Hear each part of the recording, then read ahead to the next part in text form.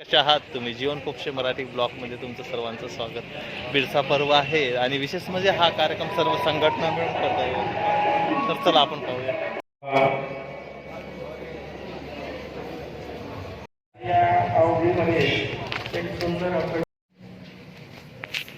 मैं व्यवहारे राजू ढगे धनवे सर कभी कभी फुफाटे ताई से मिला और भी जो जितने उनके साथी लोग हैं उन सब लोगों से मैं मिलता था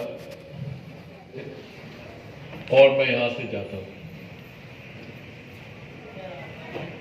उस वक्त मुझे ऐसा लगता था कि ये जो मेरा समाज है ये बिरसा मुंडा को समझ पाएगा कि नहीं पाएगा, ये मुझे ऐसा विश्वास नहीं था. क्योंकि बिरसा मुंडा ये सब आदिवासियों के लिए एक नया सब्जेक्ट था.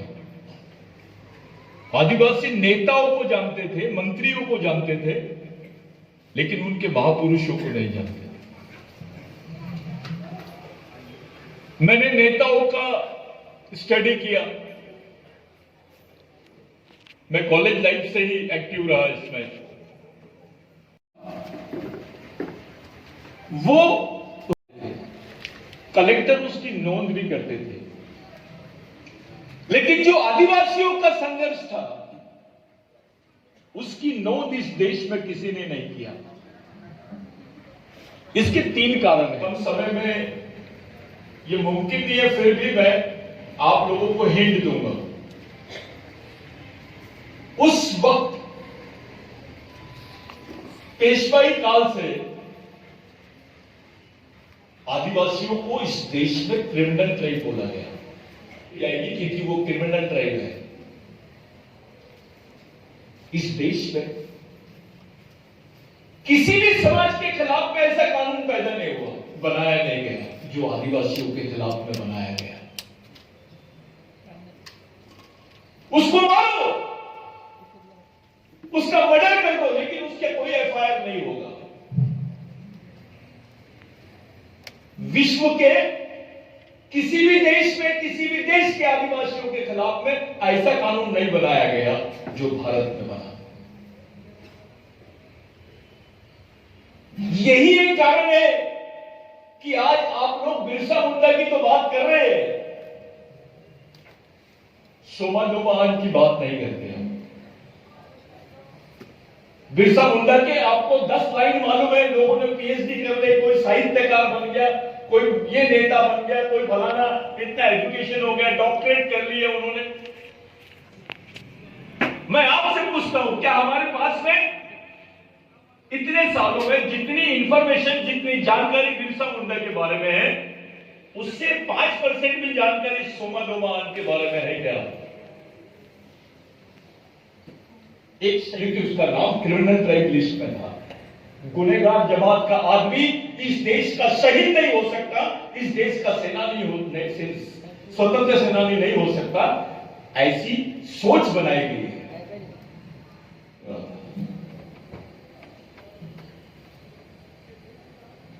कुछ लोगों ने ऐसा कमेंट्स किया मेरे को कि डॉक्टर बाबा साहब अंबेडकर बिरसा मुंडा से कैसे प्रेरणा ले सकते हैं.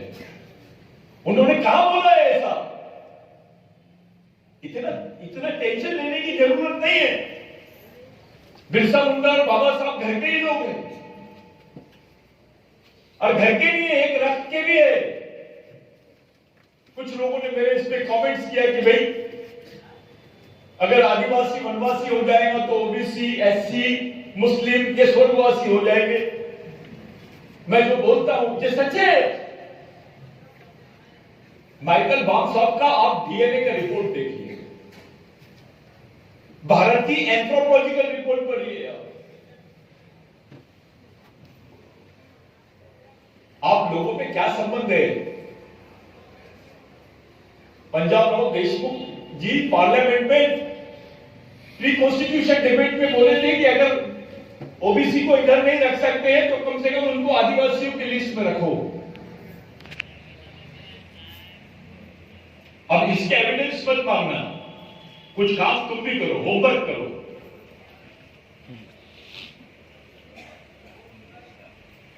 जिसने आदिवासी की जमीन दे तो क्या सरकार को भी नहीं देने का प्रावधान था। उस एक्ट पर कुछ ना बोलते हुए बाबा साहब ने उसको संविधान में एज इट इज रखा। क्यों रखा, किस लिए रखा?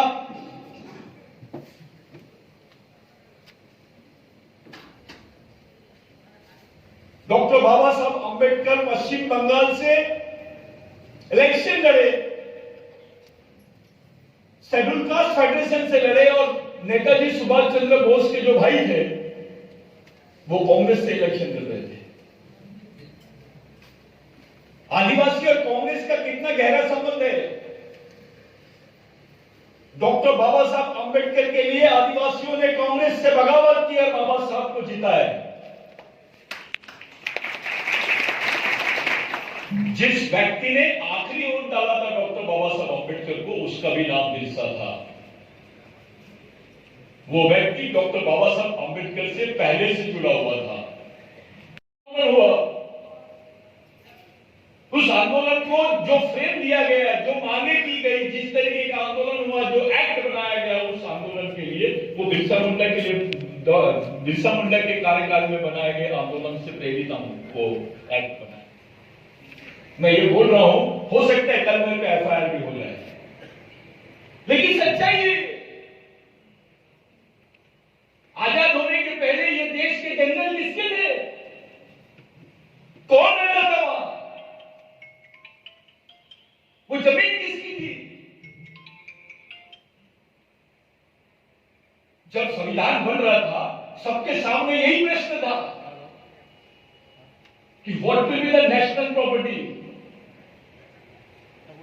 इसके लिए भी कुर्बानी आदिवासियों ने दी।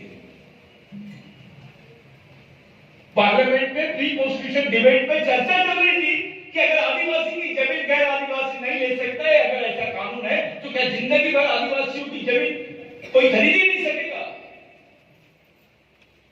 ये डिबेट होने के बाद ये एक्ट बनाया गया, आदिवासियों की जमीनों को, उनके निजीकरण, उनकी निजी जमीन को, जिसके कोई पहले दस्तावेज नहीं होते थे, हमारे केवल मान्यता होती थी, जिसको गुड़ा बोलते हैं आप, जिसको पाड़ा बोलते हैं आप, जिसको पंचायत बोलते हैं आप, जिसको ग्राम सभा बोलते हैं आप।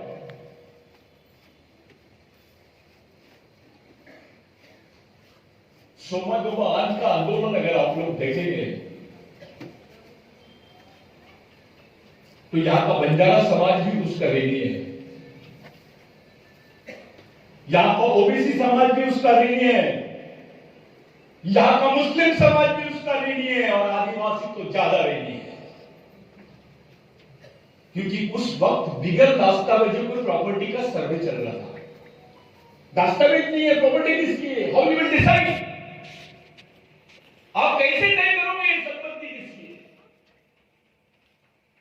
उस आंदोलन को लीड किया शोभा गवाह ने।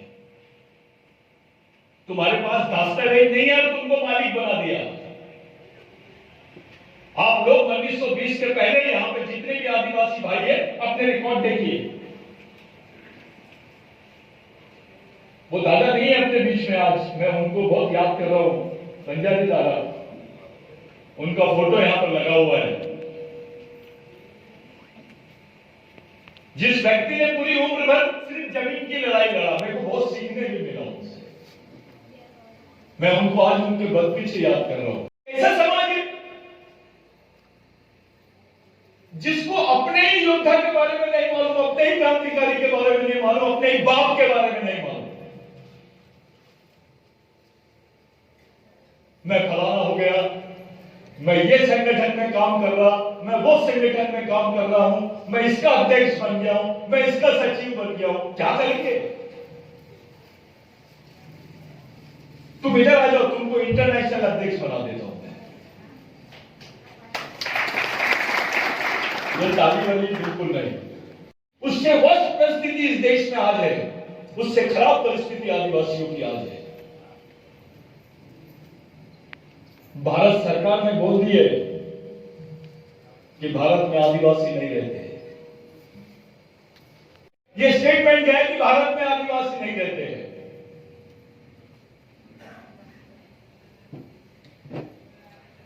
नागालैंड, उड़ीसा, आसाम के आदिवासी बोलते हैं कि डॉक्टर बाबा साहब अम्बेडकर ने हमको डिफाइन नहीं किया, संविधान में हमको परिभाषित नहीं किया। उसी बात को लेकर नागपुर में, दीक्षा भूमि नागपुर में, बाबा साहब का आंदोलन नागपुर में, हमने कॉन्फ्रेंस नागपुर में लिए, इंटरनेशनल कॉन्फ्रेंस, और हमने बताया कि बाबा साहब ने आपको परिभाषित किया है करके सुप्रीम कोर्ट ने इंटरप्रिटेशन किया है कि जो शेड्यूल ट्राइब है वही भारत के आदिवासी है, और जो आदिवासी है यही भारत के मूल निवासी है, मूल मालिक है, ये सुप्रीम कोर्ट बोलता है। मेरा सवाल है आपसे, आपके पास प्लानिंग होनी चाहिए कि आपकी जनरेशन जिंदा कैसे रहेगी।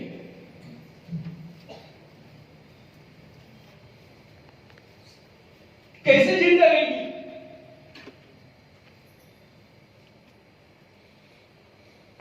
8 रुपए, 9 रुपए, 9.5 रुपए, 6.5 रुपए, अब 5 रुपए 25 पैसे। आदिवासियों की डेली इनकम बताइए गवर्नमेंट। जो आदमी 5 रुपए 25 पैसे कमाता है वो जिंदा कैसे रहेगा? कौन बात करेगा इसके ऊपर?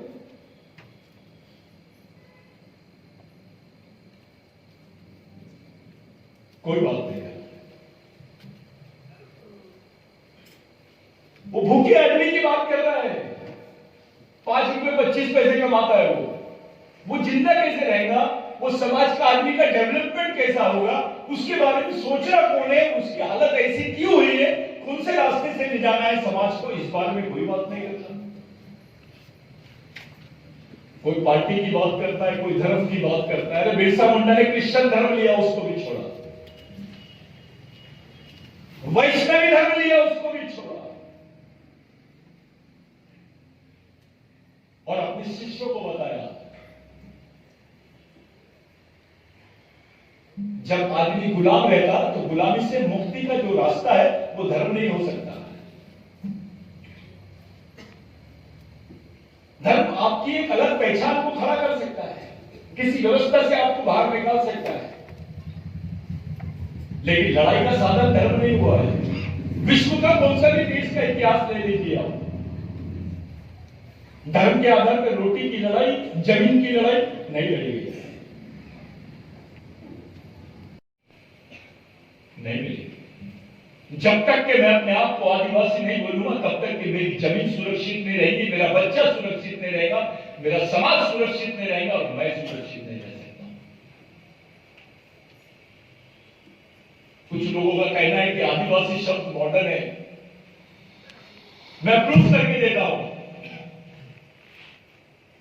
लेकिन माहौल बनाओ पहले, जितना खिलाफ हो रहा है थोड़ा और बनाओ उसको।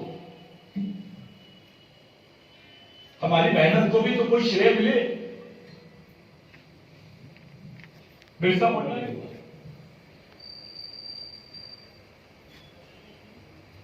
मेरे आंख में आंसू आ गए जब मैं यहां पर आया और देखा बिरसा पर्व है। एक समय था मैं 10 लोगों की मीटिंग लेता था, यहीं पे नाश्ता पानी खाना खाके बाइक लेके चले जाता था। मेरे को डिप्रेशन आता था, नर्वस हो जाता था कि ये समाज कभी समझेगा कि नहीं समझेगा। और वो छोड़ दो, मैं जिस माहौल में रहता था वहां के लोग पूछते थे मेरे को, आज आदिवासी है क्या?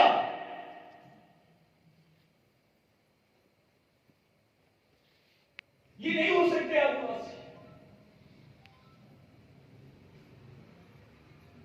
ये बातें चलती थी। ये आदिवासी नहीं हो सकता, वो आदिवासी नहीं हो सकता। मैं आपको गारंटी के साथ, गर्व के साथ बोलता हूं, अब उड़ीसा में महाराष्ट्र के आनंद को पहचानते हैं, नागालैंड में महाराष्ट्र के आनंद को पहचानते हैं। ये विषय नहीं है। भले मैंने अभी तक क्या इसका डिस्क्रिप्शन नहीं किया सोमा लोमा आन के बारे में, लेकिन सोमा लोमा आन का नाम अभी झारखंड में लिया जाता है। ये विषय नहीं।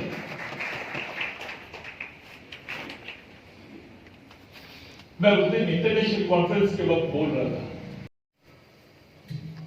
45% भारत की जमीन आदिवासियों की है। ये कोई नहीं कोई गवर्नमेंट के कोई भी प्रोजेक्ट आदिवासियों की जमीन पर बनते हैं, क्योंकि उनको मालूम है आदिवासी की जमीन तो कोई खरीद नहीं सकता, तो अब यही वाला काम करो। समृद्धि महामार्ग में सबसे ज्यादा जमीन आदिवासियों की गई। जब भारतीय रेल बनी सबसे जमीन आदिवासियों की गई। जब खदानें बनी सबसे ज्यादा जमीन आदिवासियों की गई। जब बड़े बड़े बांध बने, नर्मदा बांध से लेकर जितने भी बड़े बांध बने भारत में, आदिवासियों की जमीन पे गई।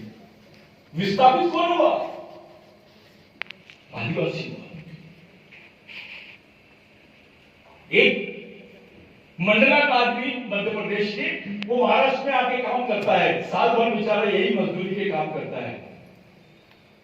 उसके पास आधार कार्ड नहीं रहता, राशन कार्ड नहीं रहता, उसके बच्चे को कहां डालेगा, कौन से स्कूल में डालेगा, कोई उसके पास रिकॉर्ड नहीं है, कोई रीजन भी नहीं है उसके पास, कोई रीजन नहीं है। पेपर में एक स्टेटमेंट आया था सर, देशमुख सर, कि बिरसा ब्रिगेड के सतीश पेदनाम आदिवासी मुक्त भारत बना रहे हैं इस देश को, ऐसा स्टेटमेंट किया, एलिगेशन किया। बराबर है, आदिवासी मुक्त भारत बना है, यानी इस देश में आदिवासी रहता ही नहीं है, आदिवासी रहेगा भी नहीं। तब भारत, यानी मूल मालिक जो है 7/12 से उसका नाम निकाल दो और ये देश को अपने कब्जे में ले लो। मेरे भाई लोग बोगस आदिवासियों पे काम करते हैं, मेरा उनसे सवाल है, अरे आदिवासी भारत में नहीं रहते, अब इसके बारे में क्या काम करोगे? इसकी रेमेडी बताइए क्या है?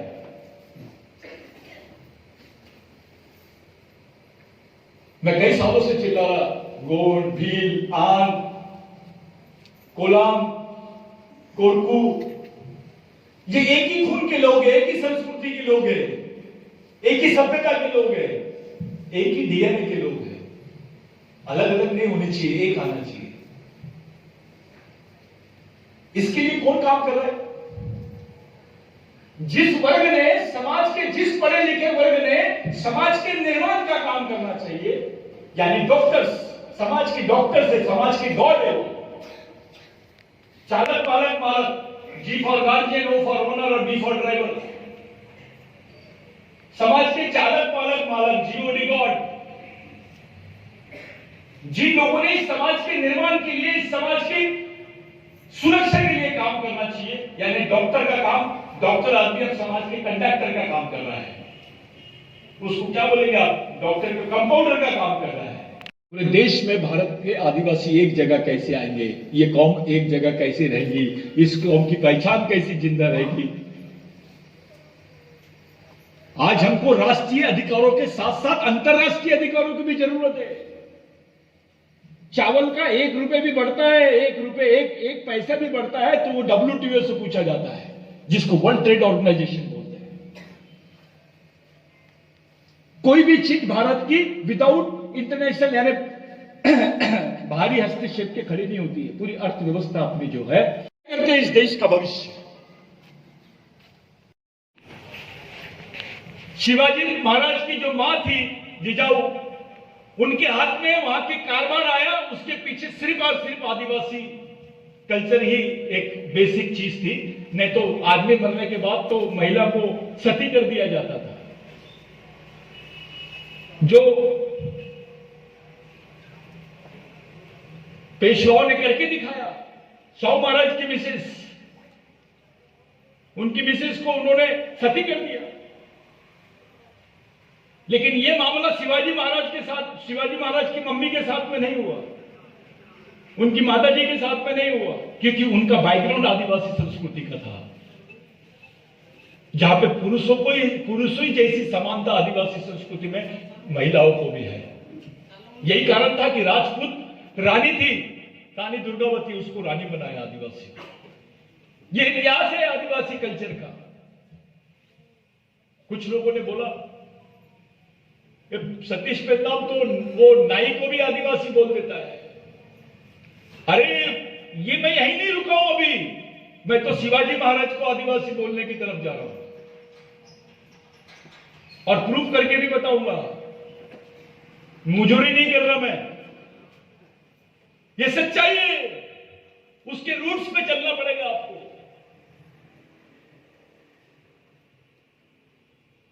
इंद्रनील भाऊ यहां बैठे हैं, ये आंध्र प्रदेश में आदिवासी है। जब भारत के आदिवासी नहीं है, भारत में आदिवासी नहीं है, आप कहां से रहोगे? अब आदिवासी नहीं है, ओबीसी कहां से रहेगा?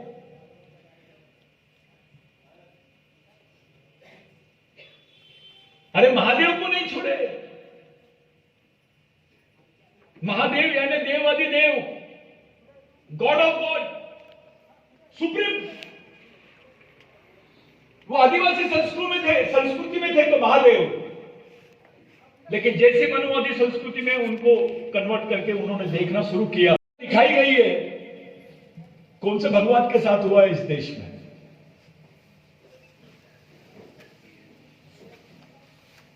उसको इस तरीके से देखो, सोचो तो सही। भगवान शिव की प्रतिमा को भी खत्म करने का उसका यंत्र हुआ इस देश में। शिव ये सांस्कृतिक कैरेक्टर है, कृषि संस्कृति का प्रतीक है, भारत की मूल प्राचीन सिंधु संस्कृति का प्रतीक है। वो भी खत्म करने का प्रयत्न हुआ इस देश में। बाबा साहब बुद्ध धर्म लेने के पहले आदि धर्म के भी बारे में सोच रहे थे।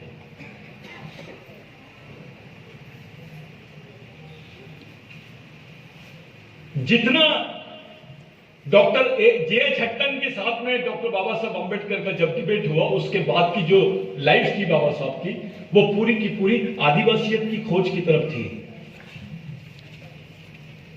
उनके इनकम्प्लीट एशेज है जिस पर उन्होंने बात करना, उनकी उसके बहुत सारे प्लानिंग उनके इसमें रहे होंगे। हम ऐसे क्यों संकुचित माइंड से सोचते हैं कि बाबा साहब बिरसा मुंडा से प्रेरणा नहीं ले सकते, महात्मा फुले से ले सकते, बिरसा मुंडे से क्यों नहीं ले सकते? कि एक नंगा आदमी, एक नंगा आदिवासी आदमी किसी की प्रेरणा का स्थान नहीं बन सकता? अरे बिरसा मुंडा का एक्ट नहीं बनता तो भारत में संविधान की शुरुआत नहीं होती। यहां से भारत में कानून बनने की शुरुआत हुई है।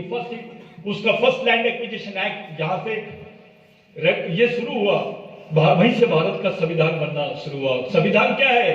कलेक्शन ऑफ एक्ट्स, कानूनों का संग्रह, consolidation of acts.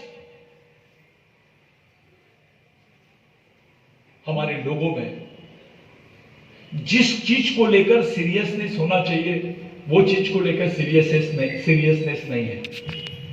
Unwanted subjects पे हम लोग अपना टाइम खर्चा कर रहे हैं। उसको क्या बोलेंगे आप? बिरसा पर्व, ये जो आप लोगों ने ये नाम दिया है, बहुत खूबसूरत नाम है। मैं 2-3 बातें आपके सामने रखूंगा क्योंकि पहला ही दिन है और इतना टाइम होगा तो कल से लोग आना बंद कर देंगे। तो मैं ज्यादा समय आपका नहीं लूंगा, मैं सिर्फ 2-3 खास बातें रखना चाहता हूं।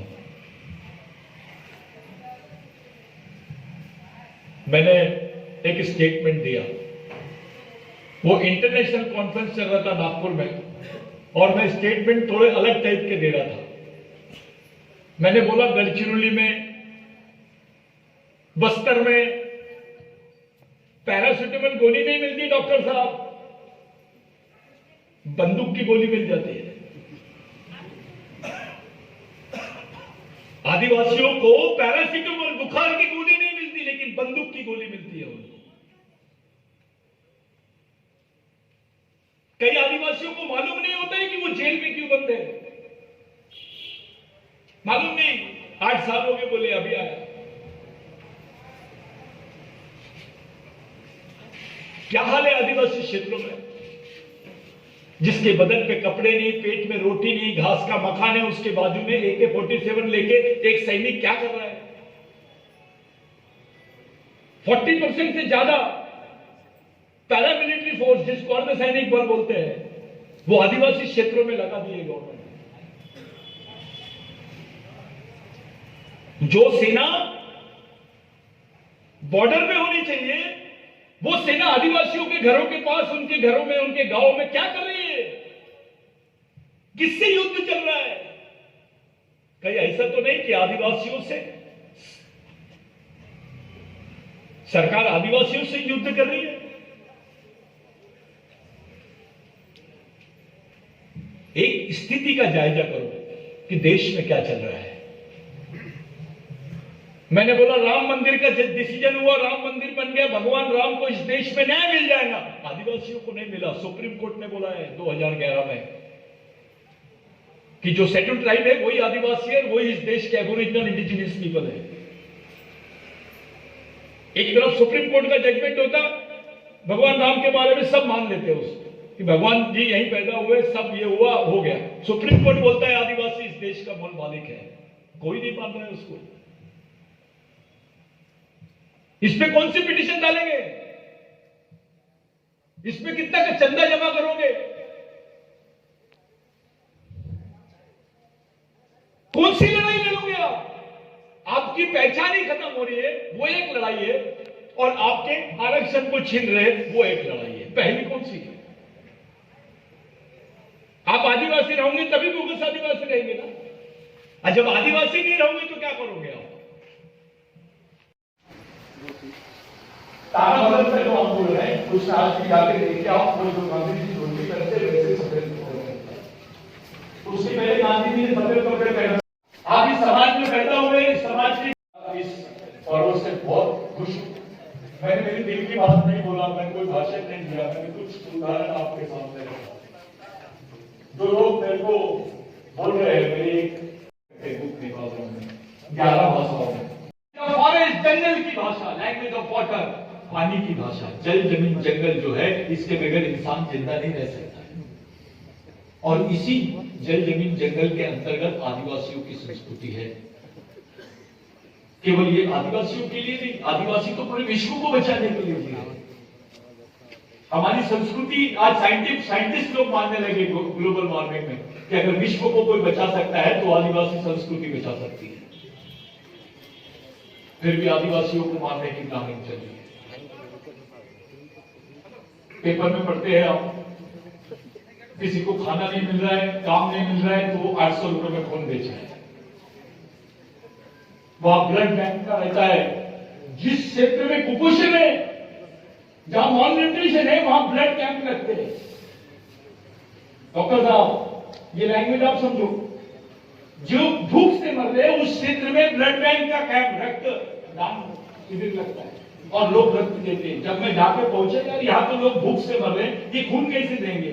तो पता चला उनको खून देने के बदले 800 रुपए देते। वो 800 रुपए से वो लोग अपने बच्चों के लिए राशन लेके आते हैं।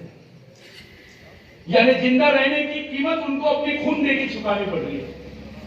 कोई अपने बच्चों को बेच रहा है, कोई अपनी किडनी बेच रहा है। ये आदिवासियों के साथ में हो रहा है। इतने बुरे हाल जानवरों के भी नहीं जितने आदिवासियों के। और आप उस समाज के एक घटक हो। आप एक जगह खड़े हो जाएंगे, नीचे मुंडी डालेंगे, आंख बंद करेंगे और एक बात सोचेंगे कि कोई जातिवाद नहीं, कोई व्यक्तिवाद नहीं, कोई पार्टीवाद नहीं, कोई संगठनवाद नहीं, केवल समाज और समाजवाद समाज में चलना चाहिए। आज के बाद किसी से कोई झगड़ा नहीं, आपस में कोई झगड़ा नहीं होना चाहिए। समाज के लिए सोचो, ईमानदारी से अपने मेहनत का कुछ पैसा ये मिशन के लिए दो, इसको चलाओ, इसको खड़ा करो। कुशल में आदिवासी रहता है ये दिखाओ। आपकी जनसंख्या सबसे ज्यादा है यवतमाल जिले में, आप गिनने लायक लोग हैं। एक घर से 1 रुपए भी या सोमत हुआ आज जैसा क्रांतिकारी पैदा हुआ है, यहां पर हमारे कोई अस्तित्व नहीं, मंत्रियों का, नेताओं का भी अस्तित्व नहीं। वो टेम्परेरी है। परमानेंट जो अस्तित्व होता है वो सामाजिक होता है। अब कोई किसी के साथ झगड़ा नहीं, ईमानदारी से आज के बाद बिरसा मुंडा को समझ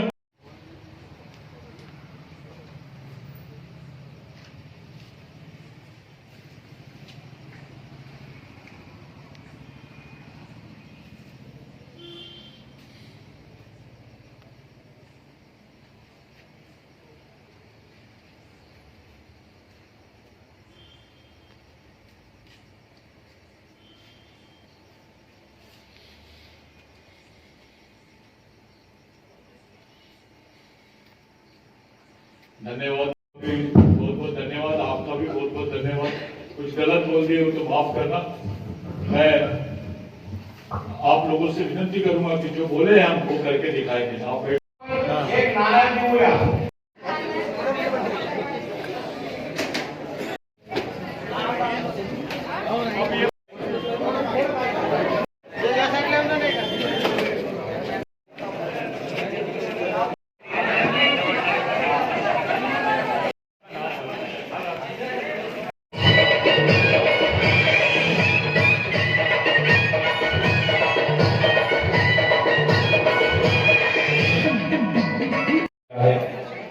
सोबतच केलेला आहे.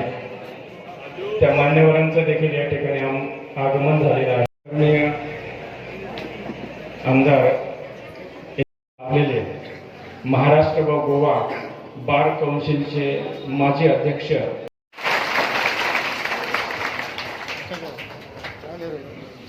या ठिकाणी महापुरुषांच्या प्रतिमांचं क्रांतीवीर बिरसा मुंडा यांच्या प्रतिमेचं मान्यवरांच्या हस्ते पूजन झालेलं आहे. आपण सर्वांनी टाळ्या वाजवून स्वागत करावं.